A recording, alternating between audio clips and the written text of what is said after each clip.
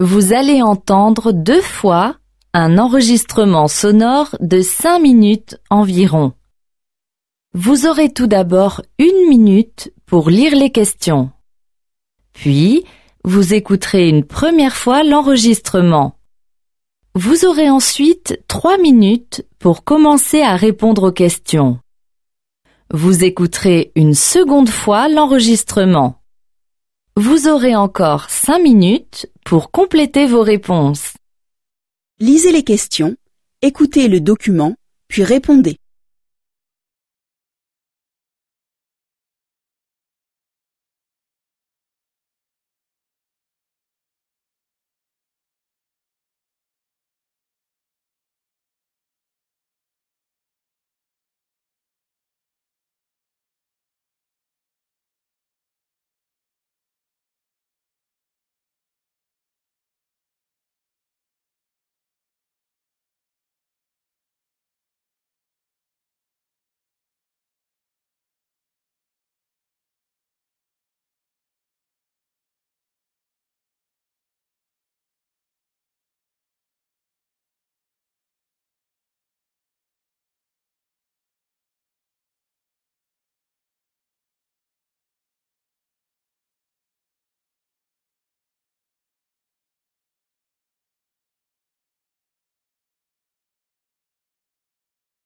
Première écoute. Nous allons maintenant parler des portables à l'hôpital. Bonjour professeur Michel Drancourt. Bonjour. Vous êtes professeur de microbiologie à l'université de Marseille. Vous êtes l'invité d'RTL Midi car il y a une étude anglo-saxonne, britannique et américaine qui affirme que le téléphone portable peut être une voie importante de diffusion des infections nosocomiales dans les hôpitaux et ces travaux confirment vos propres observations. Oui, nous avons fait un travail plus modeste que celui qui a été publié, mais qui va exactement dans le même sens et qui montre qu'effectivement les téléphones portables, ceux du personnel ou ceux de patients, peuvent être contaminés avec des bactéries ou des virus qui peuvent eux-mêmes être responsables d'infections ensuite chez les patients, que l'on appelle des infections nosocomiales. Alors pourquoi le portable justement ? Parce que c'est un objet qui va partout, qui va à l'extérieur, qui revient, oui. Voilà, c'est ça. Hein. Tout à fait, puis c'est un objet relativement nouveau tout de même dans les hôpitaux. C'est un objet qui en pratique n'existait pas quasiment il y a une dizaine d'années par exemple dans les hôpitaux ou dans les cliniques et c'est un sujet qui n'avait pas été véritablement étudié jusqu'à présent. D'autres objets inanimés dans les hôpitaux avaient fait l'objet de recherches de même nature, mais pas le téléphone portable jusqu'à présent. D'autres objets comme par exemple les appareils de prise de tension, les thermomètres, ces choses-là. Hein. Voilà, on est entouré, lorsqu'on est patient hospitalisé dans une clinique ou dans un hôpital, on est entouré par tout un tas d'objets, ceux que vous venez de citer, puis il y a des objets un petit peu plus distants, les ordinateurs par exemple, les claviers d'ordinateurs ont beaucoup été étudiés, sont porteurs, sans surprise, je dirais, de microbes, voire de virus. Alors les infections se transmettent de patient à patient via les soignants, à cause de ces portables. Oui, disons qu'il faut, ceci étant, il faut un tout petit peu tempérer le rôle réel de tout ça. Si vous voulez, tous ces objets, les portables, les autres objets que nous avons cités ensemble, peuvent être effectivement contaminés par des virus ou des bactéries. Mais ensuite, il faut que le virus ou la bactérie passe du portable vers le patient pour donner une infection au patient. Et en réalité, le passage là se fait beaucoup par les mains du personnel, les mains des médecins, des infirmières, des autres personnels qui vont prendre en charge le patient. Des mains qui ne sont pas désinfectées, des mains qui ne sont pas lavées entre chaque opération, chaque acte. C'est un point clé, exactement. Vous avez tout à fait raison. C'est un point clé actuellement de la prévention des infections que de convaincre tous les soignants en permanence d'avoir une très bonne hygiène de leurs mains et en pratique, il y a un geste qui est très simple en théorie mais qui n'est pas si facile que ça à implanter, qui est de se passer les mains à ce qu'on appelle des solutions hydroalcooliques, c'est-à-dire on les connaît bien avec le Chine. Et donc c'est un point clé. Et donc vous voyez bien que en réalité, la bactérie staphylocoque par exemple qui peut être trouvée sur un téléphone portable, pour que cette bactérie ensuite soit responsable d'une infection chez un patient, il faut qu'elle soit en contact avec le patient et qu'en pratique la seule façon, bien entendu, c'est que les mains qui ont touché le téléphone portable ensuite touchent directement le patient sans hygiène. Donc le point clé, c'est le passage par les mains du personnel et donc l'hygiène des mains du personnel. On tombe un peu de sa chaise parce qu'on pensait quand même que c'était fait systématiquement, après un coup de fil au portable, et avant d'examiner un patient, on devrait se laver les mains. Vous avez tout à fait raison. Alors, pour être vraiment précis, ça semble un détail, mais ça ne l'est pas. Hein. Plutôt que laver à proprement parler, il y a une façon vraie. Laver, ça laisse supposer en gros de l'eau et du savon schématiquement. En réalité, il y a quelque chose de beaucoup plus simple et plus rapide que ça, qui est de se frotter les mains avec ces fameuses solutions hydroalcooliques. Et donc vous avez raison, il faut que ça soit fait comme ça. Malheureusement, ce geste qui est pourtant très simple, très rapide, facile, puisque maintenant, je dirais, toutes les cliniques, tous les hôpitaux sont équipés de solutions hydroalcooliques, et bien malheureusement, n'est pas fait dans 100% des cas comme cela devrait. Il reste des brèches, et c'est à ce moment-là que le virus ou la bactérie peut passer du téléphone portable ou bien d'autres objets inanimés d'ailleurs vers le patient. Professeur, donc si je comprends bien, vous ne mettez pas en cause directement et uniquement le portable, ce sont les pratiques que vous mettez en cause. Disons que les deux, hein, le téléphone portable est un objet supplémentaire en quelque sorte qui est introduit dans un nouveau vecteur, une nouvelle source possible de microbes qui n'existait pas encore une fois dans nos cliniques et dans nos hôpitaux il y a encore quelques années finalement, qui est très peu répandu tout au moins, qui maintenant est extrêmement banalisé. Donc il faut tenir compte du fait que cet objet nouveau peut être une source de microbes et donc il faut réfléchir à en limiter tout de même l'usage ou la proximité des patients, mais ça n'est pas suffisant et il faut également renforcer encore l'hygiène des mains du personnel, et moi je dirais que dans ce sens-là, la diffusion que vous assurez de ça est extrêmement important, parce qu'un acteur important de ça, c'est le patient lui-même. C'est-à-dire que c'est au patient de vérifier. On va exiger des soignants qui se lavent les mains avant tout examen sur nous-mêmes. Je crois que vous avez raison, c'est important. L'hygiène est faite pour les patients, elle n'est pas faite pour les soignants. En tout cas, pas question d'interdire les portables à l'hôpital. Hein. Ça sera pas possible. Je pense qu'il faut en limiter. C'est irréversible. Bon, d'une part, c'est irréversible. Et deuxièmement, je pense qu'il faut simplement limiter l'usage dans un certain nombre de points clés, si vous voulez, de l'hôpital. Entre se servir du portable dans un couloir de circulation, c'est une chose. Dans une salle d'opération, ça serait d'autre nature.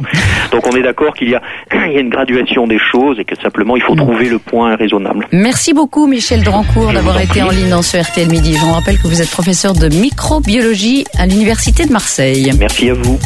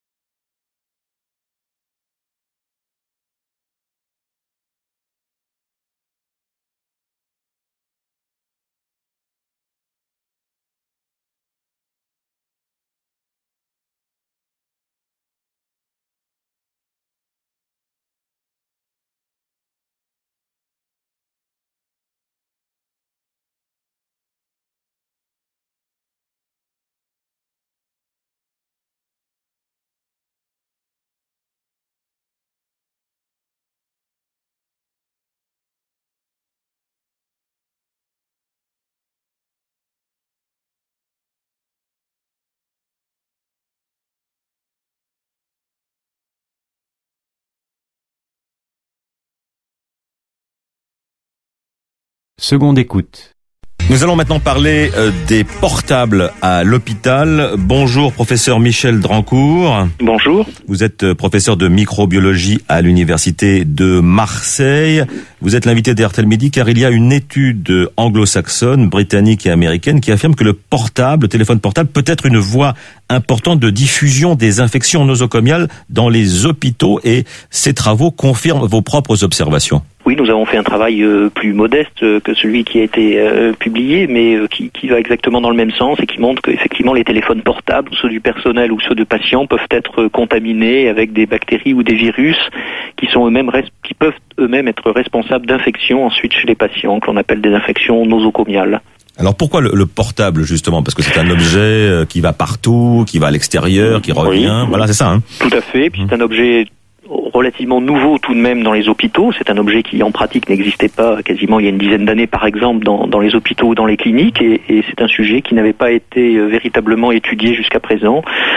D'autres objets inanimés dans les hôpitaux avaient fait l'objet de recherches de même nature, mais pas le téléphone portable jusqu'à présent. D'autres objets comme par exemple les appareils de prise de tension, les thermomètres, ces choses-là. Voilà, on est entouré, lorsqu'on est patient hospitalisé dans une clinique ou dans un hôpital, on est entouré par tout un tas d'objets, ceux que vous venez de citer, puis il y a des objets un petit peu plus distants, les ordinateurs par exemple, les claviers d'ordinateurs ont beaucoup été étudiés, sont porteurs, sans surprise, je dirais, de microbes, voire de virus. Alors les infections se transmettent de patient à patient via les soignants, voilà. À cause de ces portables. Oui, disons qu'il faut, ceci étant, il faut un tout petit peu tempérer le rôle réel de tout ça. Si vous voulez, tous ces objets, les portables, les autres objets que nous avons cités ensemble, peuvent être effectivement contaminés par des virus ou des bactéries. Mais ensuite, il faut que le virus ou la bactérie passe du portable vers le patient pour donner une infection au patient. Et en réalité, le passage là se fait beaucoup par les mains du personnel, les mains des médecins, des infirmières, des autres personnels qui vont prendre en charge le patient. Des mains qui ne sont pas désinfectées, des mains qui ne sont pas lavées entre chaque opération, chaque acte. C'est un point clé, exactement. Vous avez tout à fait raison. C'est un point clé actuellement de la prévention des infections que de convaincre tous les soignants en permanence d'avoir une très bonne hygiène de leurs mains et en pratique, il y a un geste qui est très simple en théorie mais qui n'est pas si facile que ça à implanter, qui est de se passer les mains à ce qu'on appelle des solutions hydroalcooliques, c'est-à-dire on les connaît bien avec le chêne. Et donc c'est un point clé. Et donc vous voyez bien que en réalité, la bactérie Staphylocoque par exemple qui peut être trouvée sur un téléphone portable, pour que cette bactérie ensuite soit responsable d'une infection chez un patient, il faut qu'elle soit en contact avec le patient et qu'en pratique la seule façon, bien entendu, c'est que les mains qui ont touché le téléphone portable ensuite touchent directement le patient sans hygiène. Donc le point clé, c'est le passage par les mains du personnel et donc l'hygiène des mains du personnel. On tombe un peu de sa chaise parce qu'on pensait quand même que c'était fait systématiquement, après un coup de fil au portable, et avant d'examiner un patient, on devrait se laver les mains. Vous avez tout à fait raison. Alors, pour être vraiment précis, ça semble un détail, mais ça ne l'est pas. Plutôt que laver à proprement parler, il y a une façon vraie. Laver, ça laisse supposer en gros de l'eau et du savon schématiquement. En réalité, il y a quelque chose de beaucoup plus simple et plus rapide que ça, qui est de se frotter les mains avec ces fameuses solutions hydroalcooliques. Et donc vous avez raison, il faut que ça soit fait comme ça. Malheureusement, ce geste qui est pourtant très simple, très rapide, facile, puisque maintenant, je dirais, toutes les cliniques, tous les hôpitaux sont équipés de solutions hydroalcooliques, et bien malheureusement, n'est pas fait dans 100% des cas comme cela devrait. Il reste des brèches, et c'est à ce moment-là que le virus ou la bactérie peut passer du téléphone portable, ou bien d'autres objets inanimés d'ailleurs, vers le patient. Professeur, donc si je comprends bien, vous ne mettez pas en cause directement et uniquement le portable, ce sont les pratiques que vous mettez en cause. Disons que les deux, le téléphone portable est un objet supplémentaire en quelque sorte qui est introduit un nouveau vecteur, une nouvelle source possible de microbes qui n'existait pas encore une fois dans nos cliniques et dans nos hôpitaux il y a encore quelques années finalement, qui était très peu répandu tout au moins, qui maintenant est extrêmement banalisé. Donc il faut tenir compte du fait que cet objet nouveau peut être une source de microbes et donc il faut réfléchir à en limiter tout de même l'usage ou la proximité des patients, mais ça n'est pas suffisant et il faut également renforcer encore l'hygiène des mains du personnel et moi je dirais que dans ce sens-là la diffusion que vous assurez de ça est extrêmement important parce qu'un acteur important de ça c'est le patient lui-même, c'est-à-dire que c'est au patient de vérifier. On va exiger des soignants qui se lavent les mains avant tout examen sur nous-mêmes. Je crois que vous avez raison, c'est important. L'hygiène est faite pour pour les patients, elle n'est pas faite pour les soignants. Elle En est tout faite cas, pour protéger. pas question d'interdire les portables à l'hôpital. Hein. Ça sera Non, je pas pense qu'il possible. faut en limiter. C'est irréversible. Bon, d'une part, c'est irréversible, et deuxièmement, je pense qu'il faut simplement limiter l'usage dans un certain nombre de points clés, si vous voulez, de l'hôpital. Entre se servir du portable dans un couloir de circulation, c'est une chose, dans une salle d'opération, ça serait d'autre nature. Donc on est d'accord qu'il y a une graduation des choses et que simplement il faut trouver le point raisonnable. Merci beaucoup Michel Drancourt d'avoir été en ligne dans ce RTL Midi. Je vous rappelle que vous êtes professeur de microbiologie à l'Université de Marseille. Merci à vous.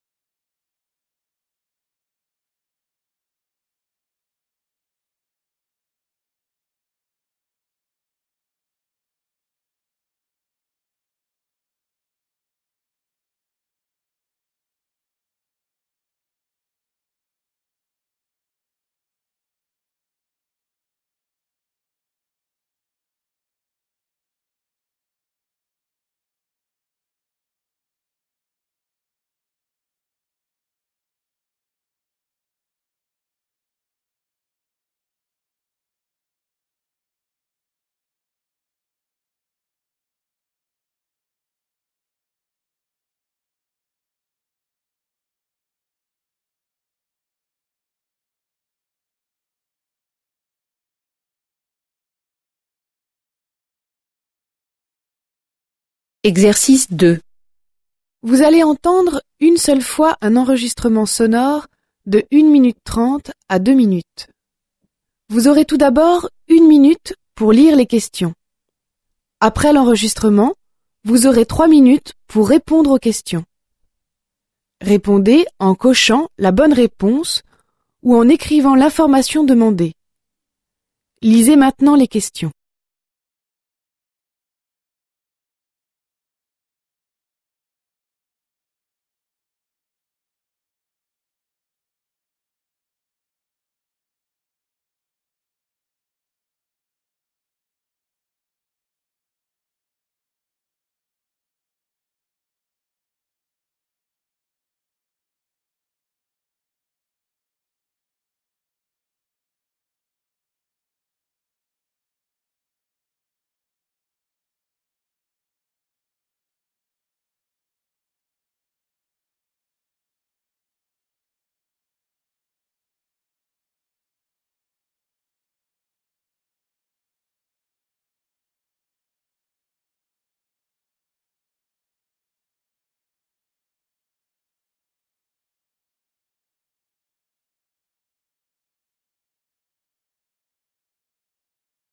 C'est la journée mondiale du don du sang. Nous sommes à la veille des vacances d'été, les stocks s'épuisent. Alors l'établissement français du sang tente de nous sensibiliser sur l'importance de ce don dans le traitement de milliers de maladies. L'année dernière, 11 000 dons ont été effectués et cette année, il organise le festival Globule dans 24 grandes villes en France, dont Paris. Émilie Vallès, vous êtes rendue dans le 12e arrondissement. Oui, et sous la grande tente blanche de l'établissement français du sang, installé cours Saint-Émilion, 50 bénévoles s'activent autour des donneurs. Une aiguille dans le bras, Alain, retraité de 60 ans, donne son sang.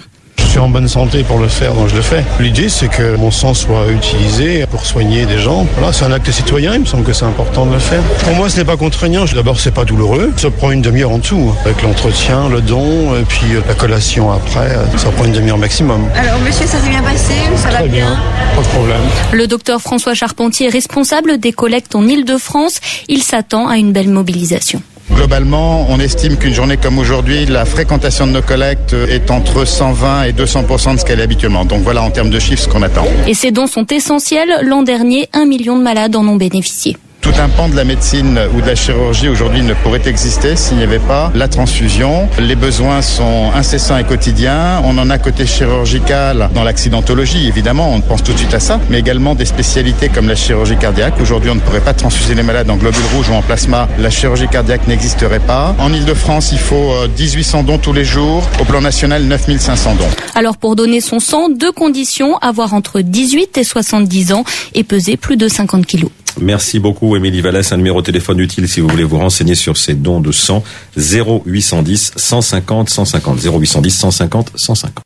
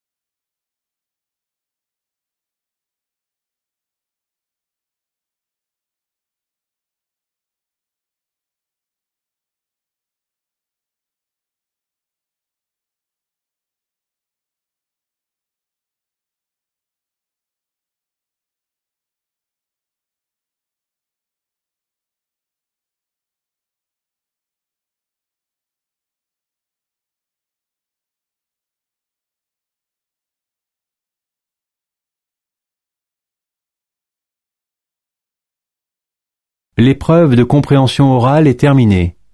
Première écoute. Nous allons maintenant parler des portables à l'hôpital. Bonjour professeur Michel Drancourt. Bonjour. Vous êtes professeur de microbiologie à l'université de Marseille. Vous êtes l'invité d'RTL Midi car il y a une étude anglo-saxonne, britannique et américaine qui affirme que le téléphone portable peut être une voie importante de diffusion des infections nosocomiales dans les hôpitaux et ces travaux confirment vos propres observations. Oui, nous avons fait un travail plus modeste que celui qui a été publié, mais qui va exactement dans le même sens et qui montre qu'effectivement les téléphones portables, ceux du personnel ou ceux de patients, peuvent être contaminés avec des bactéries ou des virus qui peuvent eux-mêmes être responsables d'infections ensuite chez les patients, que l'on appelle des infections nosocomiales. Alors pourquoi le portable justement? Parce que c'est un objet qui va partout, qui va à l'extérieur, qui revient, voilà, c'est ça, hein? Tout à fait, puis c'est un objet relativement nouveau tout de même dans les hôpitaux. C'est un objet qui en pratique n'existait pas quasiment il y a une dizaine d'années par exemple dans les hôpitaux ou dans les cliniques et c'est un sujet qui n'avait pas été véritablement étudié jusqu'à présent. D'autres objets inanimés dans les hôpitaux avaient fait l'objet de recherches de même nature, mais pas le téléphone portable jusqu'à présent. D'autres objets comme par exemple les appareils de prise de tension, les thermomètres, ces choses-là. Hein. Voilà, on est entouré, lorsqu'on est patient hospitalisé dans une clinique ou dans un hôpital, on est entouré par tout un tas d'objets, ceux que vous venez de citer, puis il y a des objets un petit peu plus distants, les ordinateurs par exemple, les claviers d'ordinateurs ont beaucoup été étudiés, sont porteurs, sans surprise, je dirais, de microbes, voire de virus. Alors les infections se transmettent de patient à patient via les soignants, à cause de ces portables. Oui, disons qu'il faut, ceci étant, il faut un tout petit peu tempérer le rôle réel de tout ça. Si vous voulez, tous ces objets, les portables, les autres objets que nous avons cités ensemble, peuvent être effectivement contaminés par des virus ou des bactéries. Mais ensuite, il faut que le virus ou la bactérie passe du portable vers le patient pour donner une infection au patient. Et en réalité, le passage là se fait beaucoup par les mains du personnel, les mains des médecins, des infirmières, des autres personnels qui vont prendre en charge le patient. Des mains qui ne sont pas désinfectées, des mains qui ne sont pas lavées entre chaque opération, chaque acte.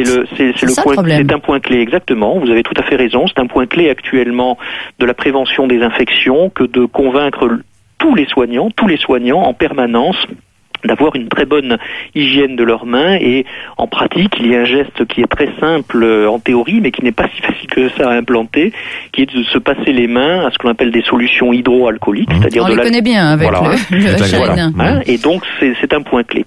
Et donc vous voyez bien que en réalité la bactérie staphylocoque par exemple qui peut être trouvée sur un téléphone portable, pour que cette bactérie ensuite soit responsable d'une infection chez un patient, il faut qu'elle soit en contact avec le patient et qu'en pratique la seule façon, bien entendu, c'est que les mains qui ont touché le téléphone portable ensuite touchent directement le patient sans hygiène. Donc le point clé, c'est le passage par les mains du personnel et donc l'hygiène des mains du personnel.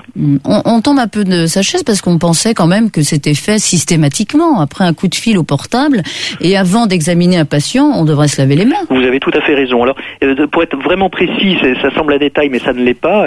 Plutôt que laver à proprement parler, il y a une façon vraie. Laver, ça laisse supposer en gros de l'eau et du savon schématiquement. En réalité, il y a quelque chose de beaucoup plus simple et plus rapide que ça, qui est de se frotter les mains avec ces fameuses solutions hydroalcooliques. Et donc vous avez raison, il faut que ça soit fait comme ça. Malheureusement, ce geste qui est pourtant très simple, très rapide, facile, puisque maintenant, je dirais, toutes les cliniques, tous les hôpitaux sont équipés de solutions hydroalcooliques, et bien malheureusement, n'est pas fait dans 100% des cas comme cela devrait.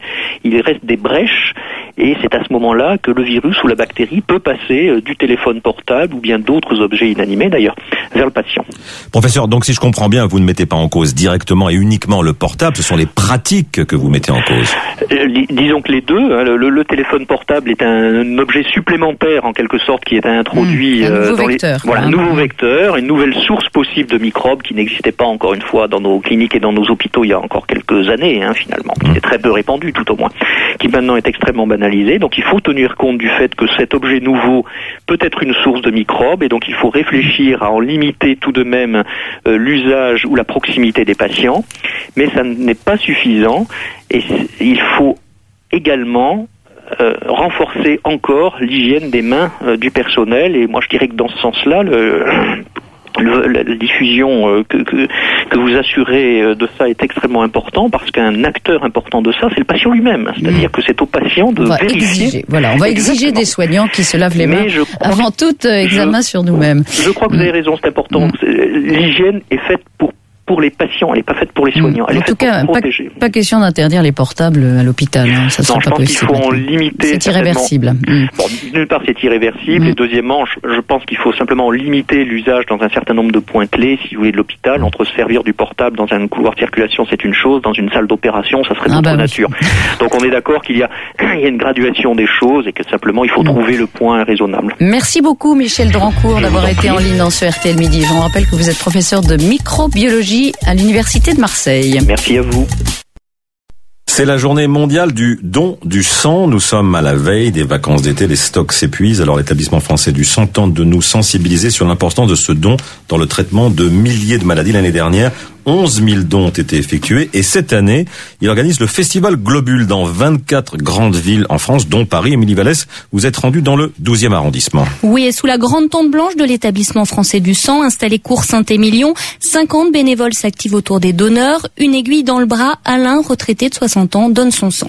Je suis en bonne santé pour le faire, donc je le fais. L'idée, c'est que mon sang soit utilisé pour soigner des gens. Voilà, c'est un acte citoyen, il me semble que c'est important de le faire. Pour moi, ce n'est pas contraignant. D'abord, c'est pas douloureux. Ça prend une demi-heure en dessous. Avec l'entretien, le don, et puis la collation après, ça prend une demi-heure maximum. Alors, monsieur, ça s'est bien passé? Ça va bien? Pas de problème. Le docteur François Charpentier est responsable des collectes en Île-de-France. Il s'attend à une belle mobilisation. Globalement, on estime qu'une journée comme aujourd'hui, la fréquentation de nos collectes est entre 120 et 200% de ce qu'elle est habituellement. Donc voilà en termes de chiffres ce qu'on attend. Et ces dons sont essentiels. L'an dernier, 1 million de malades en ont bénéficié. Tout un pan de la médecine ou de la chirurgie aujourd'hui ne pourrait exister s'il n'y avait pas la transfusion. Les besoins sont incessants et quotidiens. On en a côté chirurgical dans l'accidentologie, évidemment, on pense tout de suite à ça, mais également des spécialités comme la chirurgie cardiaque. Aujourd'hui, on ne pourrait pas transfuser les malades en globules rouges ou en plasma. La chirurgie cardiaque n'existerait pas. En Île-de-France, il faut 1800 dons tous les jours. Au plan national, 9500 dons. Alors pour donner son sang, 2 conditions, avoir entre 18 et 70 ans et peser plus de 50 kilos. Merci beaucoup, Émilie Vallès. Un numéro de téléphone utile si vous voulez vous renseigner sur ces dons de sang. 0810 150 150. 0810 150 150.